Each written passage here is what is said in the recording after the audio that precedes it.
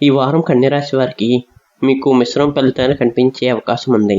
అయితే సరైన నిర్ణయాలు తీసుకుంటే అనేక అవకాశాలను మీ వైపు తిప్పుకోవచ్చు.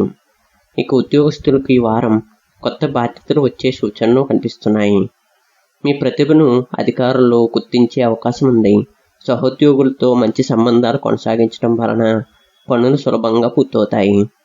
ఇక వ్యాపారస్తులకు కొత్త కస్టమర్లు, కొత్త ఒప్పందాలు లభించే అవకాశం ఉంది. అయితే పెద్ద పెట్టుబడులు పెట్టే ముందు 2 సార్లు ఆలోచించడం మంచిది. ఇక ఆర్థిక విషయానికి వస్తే ధనపరంగా ఈ వారం సాధారణంగా అనుకూలంగా ఉంటుంది. గతంలో నిలిచిపోయిన డబ్బు తిరిగి వచ్చే అవకాశం ఉంది. అనవసరం లేని ఖర్చును తగ్గిస్తే పొదుపు పెరుగుతుంది.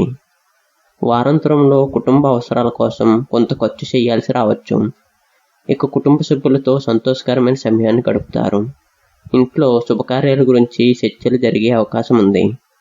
జీవిత భాగస్వామి నుండి మంచి సహకారం లభిస్తుంది. ప్రేమలో ఉన్నవారికి ఈ వారం అనుకూలంగా ఉంటుంది. అపార్థాలు తొలగి సంబంధాలు మరింత బలపడే అవకాశం ఉంది. ఇక విద్యార్థులకు ఈ వారం మంచి ఫలితాలు కనిపిస్తున్నాయి. పోటీ పరీక్షలకు సిద్ధమవుతున్న వారికి ఏకాగ్రత పెరుగుతుంది. గురువుల సలహాలు విజయానికి దారి చూపుతాయి.